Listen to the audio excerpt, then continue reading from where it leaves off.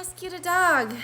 So one of those dogs that you just saw, we shipped to Puerto Rico with Delta Cargo. And the other dog, we've now had her about a month, but we think she's about a year old just from the teeth, but we don't know because she was found in a gated community, but in just a vacant lot with a bunch of other dogs. And so somebody that lived in the neighborhood found all of them and decided her toy is gonna drive me crazy. Decided to take them to a spay and neutering nonprofit event, and then we kept her on island by adopting her. But the other dog she was found with participated in a program known as Freedom Flights.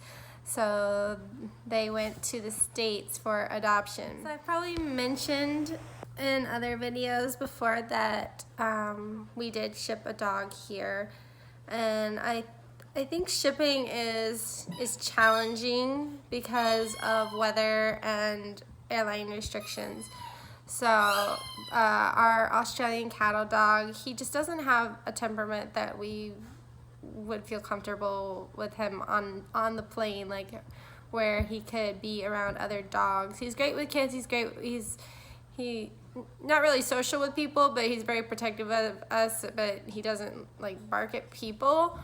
But if he sees another dog on a leash, he becomes very protective. And so we just didn't want to risk, and we couldn't really claim him as a emotional support animal because he's the one that needs emotional support, not us.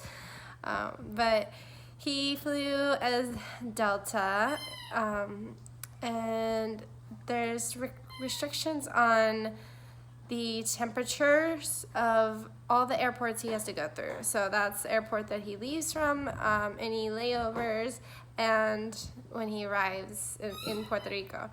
And so we couldn't ship him over the summer because it was just too hot here. And he was staying with family in Atlanta, and luckily we shipped him when we did, because if we had waited, if it had been any colder in Atlanta, it would have been too cold to ship him from Atlanta. And then a lot of the airlines will limit you to only one layover.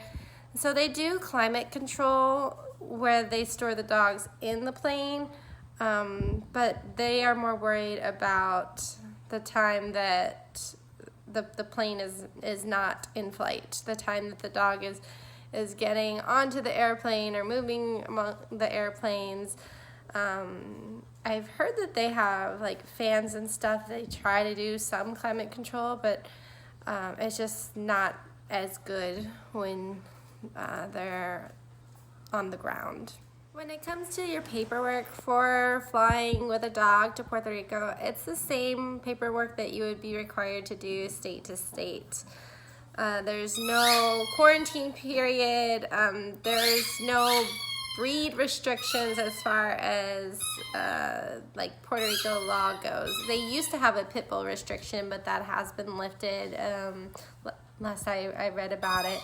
And actually, I have a neighbor in my building that has a pit bull. So Puerto Rico does allow pit bulls. I do think some of the airlines are protective against dogs that have the shortened snout because they're worried about that they might have breathing problems.